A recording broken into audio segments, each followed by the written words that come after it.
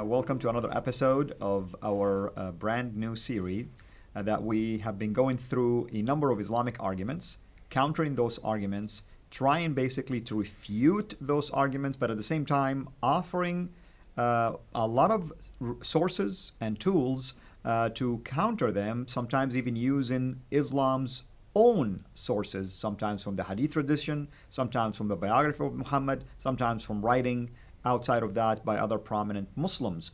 We cover things like the claim the Quran is preserved, for instance. We will be covering things related to the rapid growth of Islam. But today we are going to focus on a specific argument that has to do with basically the idea that Muhammad, the Prophet of Islam, performed miracles, which I can tell you right now as a former Muslim who studied the Quran, usually the Quran is considered to be the only miracle for Muhammad. But with me here today to address this particular argument that is extremely interesting is Dr. David Woods, who's been with me throughout these series. David, welcome.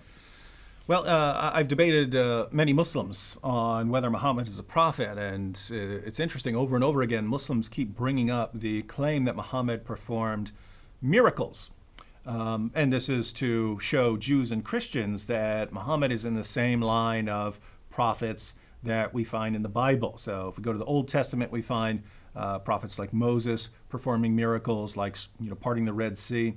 If we go to the New Testament, we find Jesus performing miracles, we find the apostles performing miracles, and so on. And so this is to show that Muhammad is in the same line with all of these guys. And if Muhammad did perform miracles, that would be something that we would need to consider as evidence for Islam. And when we look at the Muslim sources, we find in the Sirah and in the Hadith, Muhammad performing miracles. We find him shooting water out of his fingertips when his followers were thirsty. He could miraculously provide food for his followers. Right. But we have to be somewhat skeptical of sources because of their dates, right? Muslims, Christians, we don't just believe things just because they're written down somewhere, right? We have to consider the sources. Now, when we talk about these sources, the earliest source that talks about Muhammad's miracles is Ibn Ishaq, Sirat Rasulullah, and that's written more than a century after the time of Muhammad. And that's a book that most Muslims I talk to don't even say they don't believe in. They say don't quote that book to us because I'm quoting things like the satanic simply verses because and things part like of it also were lost as well. And so they tell me don't quote that book. Okay. So what source do we go to talk about Muhammad's miracles? Well, they say we have to go to Sahih al-Bukhari and Sahih Muslim. But these were written 2 centuries after the time of Muhammad. So you're talking about 2 centuries to invent things. And we know that Muslims had very good reasons to invent stories. They're going around, they're interacting with Jews and Christians, and over and over and over again, Jews and Christians were asking the Muslims, what miracles did your prophet perform? Correct. And what did Muslims say? Well, at first they're saying the Quran. Look at this awesome, miraculous Quran. And Jews and Christians did not take that seriously at all. Again, they have miracles like Moses parting the Red Sea, and then they have Muslims look at this lovely Arabic script, right? What kind of miracle is that? So Christians and Jews were not impressed with this. And so by the time you get to Ibn Ishaq and Sahih Muslim and Sahih al-Bukhari and so on, suddenly you have all these miracle stories. So we would have to be skeptical. We would have to be skeptical already just by the late date of the sources, especially when Muslims had every reason to invent stories about Muhammad performing miracles. And don't forget, the entire reason for putting the hadith into written collections was that there were so many false stories circulating about Muhammad, right? There were, Bukhari, the great hadith collector Bukhari, had to go sifted through literally hundreds of thousands 600,000 of stories. He went through hundreds of thousands of stories to get to what he considered the most reliable, the most authentic. Which is 7,000 only. So most of it he regards as fabrication. So these stories grow up in an atmosphere where Muslims are inventing all kinds of false things about Muhammad in order to justify their positions. So this is the community that says, oh, and by the way, he performed miracles. We're making up stories, we're lying about all kinds of things, and Muhammad performed miracles. Very difficult to take that seriously. That's correct. But there's an even bigger problem for Muslims, namely the Quran over and over again talks about Muhammad being asked why he couldn't perform miracles. And the response is never, what are you talking about? Muhammad's performing miracles all the time. What are you talking about? He's performing miracles all over the place. Let's look at what the Quran says. We'll go through several passages where people during Muhammad's time, this is how we know that Christians and Jews were challenging Muslims as the Muslims went out and preached, because even when Muhammad was preaching himself, people are constantly challenging him. Why can't you perform a miracle? Why can't you do anything miraculous that might make us believe in you? So let's read through some of the passages on what the Quran says about this. So chapter 6, verse 37 of the Quran, and they say, the unbelievers say, why has not a sign been sent down to him from his Lord? Say, surely Allah is able to send down a sign, but most of them do not know. Notice, why hasn't a sign been sent down? Well, Allah is able to. Well, we would all agree that God can send signs. The question was, why doesn't he send down one for Muhammad? Notice, if Muhammad had been performing miracles, and they ask, why has a sign not been sent down to him from his Lord? The appropriate response would have been, what are you talking about? He just did a miracle last week. There were like 80 people who saw it, Exactly. something like that. It will be reported. But over and over again, this is what we find. Let's look at Surah 10, verse 20. And they say, why is not a sign sent to him from his Lord? Say, the unseen is only for Allah. Therefore wait. Surely I too, with you, am of those who wait. So why doesn't a sign come to Muhammad? Why doesn't Muhammad have a miracle? Because the unseen things are only for Allah. We don't know why he doesn't send a miracle. Again, if Muhammad had been performing miracles, why not? Oh, by the way, Muhammad performed miracles all the time. Why do you guys keep asking for miracles when he's been performing so many? Surah 11, verse 12. Then it may be that you will give up part of what is revealed to you, and your breast will become straitened by it, because they say, why has not a treasure been sent down upon him, or an angel come to him? You are only a warner, and Allah is custodian over all things. So why hasn't a miracle come down upon Muhammad? Because Muhammad is only a warner. Surah 13, verse 7. And those who disbelieve say, why has not a sign been sent down upon him from his Lord? You are only a warner, and there is a guide for every people. Surah 13, verse 27. And those who disbelieve say, why is not a sign sent down upon him by his Lord? Say, surely Allah makes him who will go astray, and guides to himself those who turn to him. Surah 17, verse 59. And nothing could have hindered us that we should send signs, except that the ancients rejected them. And we gave to Samud, the she-camel, a manifest sign, but on her account they did injustice, and we do not send signs but to make men fear. Notice this part right here. It says, nothing could have hindered us that we should send signs, except that the ancients rejected them. So why doesn't Muhammad have a miracle? Why doesn't Allah give a miracle to Muhammad? Because others rejected him. Others rejected them, so therefore Muhammad doesn't get one either. By the way, using this argument, I am a prophet. Yeah. And I'm not going to bring any signs to you because others have already rejected signs. Other people rejected it. And so you're a prophet after Muhammad, using the same reasoning. Absolutely. And therefore Islam is false because you're a prophet after Muhammad. All right, one more.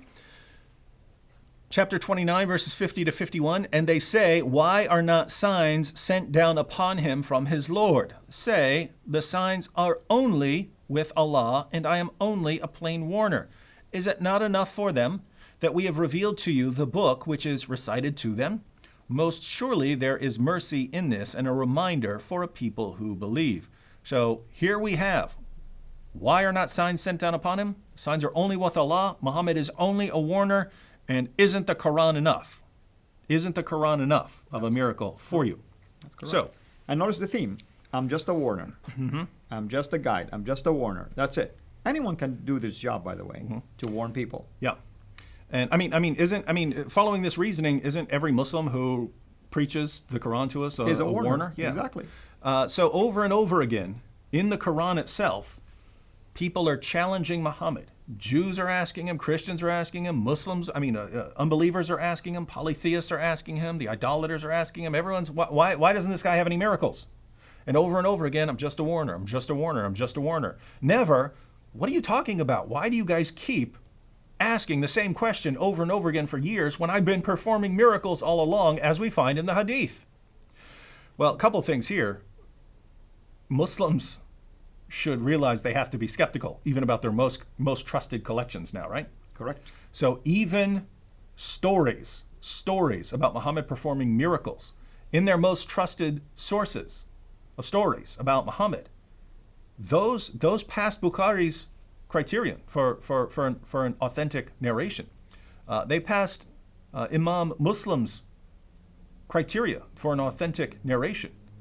And we know the stories are false because they contradict even the Quran. Even the Quran doesn't support these stories.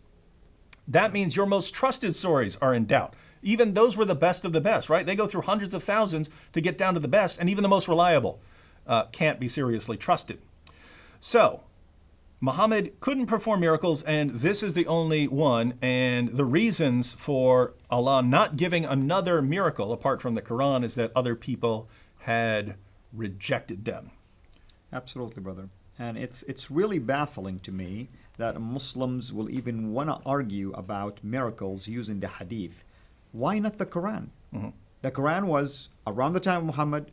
Why didn't God reveal such a thing? And in a little bit, I'm going to show why I'm raising this basically objection to this silly argument by using something that was written 2 centuries later. Mm-hmm.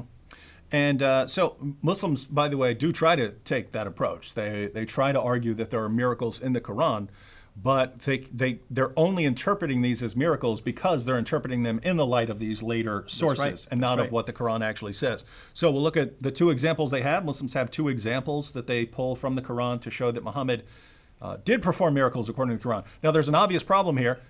If in these verses Muhammad is performing a miracle, then that would be yet another example of a contradiction in the Quran, because all these other verses deny that Muhammad could perform miracles, and the Quran is his miracle. That's correct.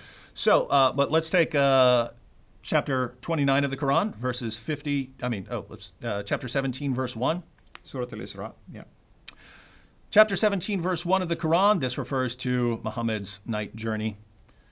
Glory be to him who made his servant to go on a night from the sacred mosque to the remote mosque, of which we have blessed the precincts, so that we may show to him some of our signs. Surely he is the hearing, the seeing. So this Muhammad going from Mecca to Jerusalem, and this is supposedly an example of a miracle. Now, the problem, of course, right off the bat, is that Aisha herself, in Ibn Ishaq and other sources, was asked about Muhammad's night journey, and she said he was in bed the entire time. So this is not Muhammad miraculously being taken away and him disappearing from Mecca and being taken to Jerusalem and so on. This is Muhammad getting some sort of vision, right? Some sort of vision. Correct. And if I may add also, Dr. Wood, a miracle is intended for others to see it. Mm-hmm.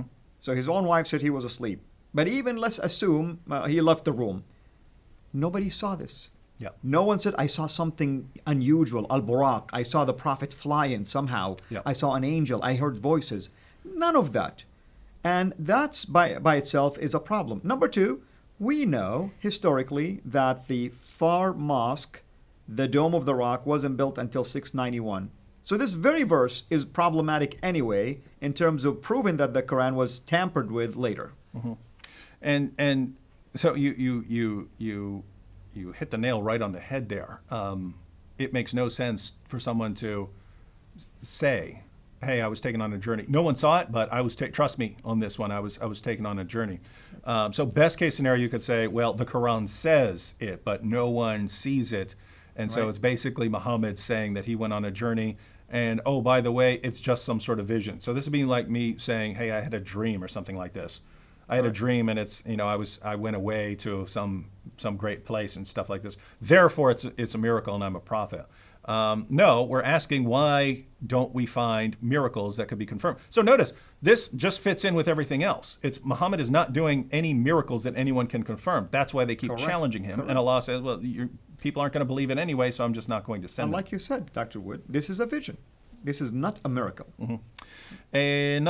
A more common one, because we do find this one in the Hadith, and Muslims think that this passage of the Quran supports it. But chapter 54, verses 1 through 2, the hour of judgment is nigh, and the moon is cleft asunder. But if they see a sign, they turn away and say, this is but transient magic. So, the moon is cleft asunder. There are stories in the Hadith about Muhammad going out and splitting the moon in half, and the unbelievers see it and so on. And so this is the miracle, and it's right here in the Quran. Now, what's the problem? Well, if you read this passage, this doesn't say anything about Muhammad doing anything here. There's nothing about Muhammad. There's nothing about Muhammad going out and saying that this is his sign or something like this. This doesn't say anything about what went on here, or even that this is some past event. And so you can only conclude that this is talking about Muhammad miraculously doing anything by reading the Hadith and saying, oh, what the Hadith talk about here, this is referring back to this, rather than that story in the Hadith evolving out of this passage of the Quran. And even in Muslim commentaries, we find that there are multiple interpretations of this verse which don't involve Muhammad doing anything miraculous. So this is Yusuf Ali's Quran, right? And he adds three interpretations of here. He says that maybe they're all true, and he does believe that this refers to Muhammad miraculously splitting the moon. But he notes three explanations are given, and perhaps all three apply here. One, that the moon once appeared cleft asunder in the valley of Mecca within sight of the Prophet, his companions, and some unbelievers. Two, that the prophetic past tense indicates the future, the cleaving asunder of the moon being a sign of the judgment approaching. That's actually what it sounds like to me, that it's referring to a future event. Notice the hour. Apocalyptic event, exactly. Yeah, the hour is near and the moon is cleft asunder, exactly. Right? So he acknowledges that is, so the prophetic past tense indicates the future, the cleaving asunder of the moon being a sign of the judgment approaching. And three, that the phrase is metaphorical, meaning that the matter has become clear as the moon. Now, he believes, based on people, if they see a sign, they turn away and say, this is but transient magic. So the unbelievers are denying the miracle. But notice, it says, if they see a sign. If they see a sign. That fits in perfectly with the other passages of the Quran. People in the past didn't believe in it, so even if I showed you a sign, you're not going to believe it, and so on. So even if this were talking about Muhammad's time, it would be saying if they did see a miracle, they would still turn away. But as far as this sort of language here, you even find it in other passages of the Quran. So I'll start off reading the beginning of Surah 75 here. Allah says, I do call to witness the resurrection day, and I do call to witness the self-reproaching spirit. Does man think that we cannot assemble his bones? Nay, we are able to put together in perfect order the very tips of his fingers. But man wishes to do wrong even in the time in front of him. He questions when is the day of resurrection. At length, when the sight is dazed, and the moon is buried in darkness, and the sun and moon are joined together, that day will man say, where is the refuge? Notice this, the moon is buried in darkness, the sun and moon are joined together. The Quran uses this kind of language over and over again. So when it's talking about the moon being cleft asunder, and it says that this is a sign of the approaching judgment and so on, the judgment is near, it sounds like that's referring to apocalypse, not something that's happening during the time of Muhammad to confirm his prophethood. But I mean, at the end of the day, there's not one word about Muhammad doing anything. That's correct. Best case scenario for Muslims, according to the passage, you'd say people saw some event and didn't take heed about what they should believe about God and didn't take heed that the judgment is near or something like that. Nothing about anything happening here that would confirm Muhammad as a prophet. So when we read the Quran from beginning to end, there isn't one single word about Muhammad performing a miracle or Muhammad having anything to do with a miracle apart from the Quran. And we find over and over and over again, like a beating drum, Muhammad not being able to perform miracles and people constantly asking him why he couldn't perform miracles, and the Quran making excuses, making all kinds of excuses for why Muhammad didn't perform miracles. And so, if Muslims are basing their belief in Muhammad based on the idea that he performed these miracles that we find in the Hadiths, well, you really should read the Quran, Muslims, because Muhammad didn't do any of that according to the Quran. And I want to add to what you just mentioned, and thank you for all this detailed reference to Quranic verses. It's interesting because when it came to Muhammad, the Quran keeps insisting that he's just a warner. Yet the same Quran actually mentioned miracles that Moses did, Jesus did. Let me just give you a funny example. You and I know that Muslims are quick to rush to Deuteronomy 18:18 and say, only Muhammad is a prophet like Moses. Yep. Well, here is the Quran's own admission that he is not. Very In different. chapter 28, verse 48, this is what it says. Yet when the truth come to them from ourselves, they said, why has he not been given the like of that Moses was given? Which is what? Signs. But did they not disbelieve also in what Moses was given aforetime? In other words, just because the others rejected Moses' sign, I'm not going to give you any. This would have been a perfect opportunity for Muhammad to show that he is indeed a prophet like Moses. What about our Lord Jesus Christ? Even the Quran acknowledged that Jesus himself and his mother, both of them were a sign. And then Jesus himself also Long after the ancients had been rejecting other miracles of other prophets. Exactly. And God still kept sending people miracles. Exactly. Why? Because the people who are there are different people from the ones who had rejected the miracles. And many people did believe in Jesus because of his miracles, even though other ancient people rejected miracles. And I'm going to play the devil's advocate here. I'm going to pretend now I am this Muslim that heard you make this argument. I say, well, God usually sends prophets to specific times, and therefore the prophet will use miracles that are only applicable to their time. And Muhammad used the Quran because poems and basically, the linguistic, style of the Quran would have been the perfect counter effect for that. And you're not just making this up. We hear this from Muslims, right? Yeah, we hear this from Muslims. That's the miracle of the time. Well, guess what? If that's the miracle of the time, why do we read over and over again in the Quran people saying, why doesn't he have a sign? Why doesn't he have a sign? Why doesn't he give a miracle? Exactly. Why doesn't he give a miracle? This shows that the unbelievers, whether Jews or Christians or polytheists, didn't view this as a miracle. And in fact, when we look at the Muslim sources, we find many of them ridiculing this idea that Muhammad's revelations are what confirm that he's a prophet. So history shows that people didn't take this argument very seriously. Yes, he apparently won some followers early on who were impressed by his revelations, but that's not how Muhammad won lots of followers, right? When he fled Mecca, he did not have many people. It was only later on when his message changed to, join me, fight the unbelievers. If you die in battle, you go to paradise and get your virgins. If you survive, then you split up the war booty. We'll divide up the female slaves and all their property and so on. That's when Muhammad started winning tons of followers. So as far as the people of his time, very few people found this argument impressive. Exactly. Well, thank you, brother, as always. We appreciate your efforts. Can you give our audience just a hint of the next argument that we'll be addressing?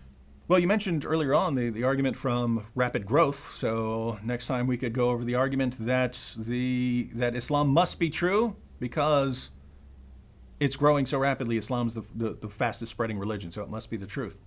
Wonderful. Well, hopefully everyone is enjoying this series. And as I always say, I pray that if you are a Muslim who is watching this, that you would go and examine these sources that we've given you, all the references from the Quran and other sources like the Hadith or the biography of Muhammad, and also the Bible as well. But if you are someone who is ministering among Muslims, we pray that this also will be a useful tool in your hand. Until we meet again, have a blessed day.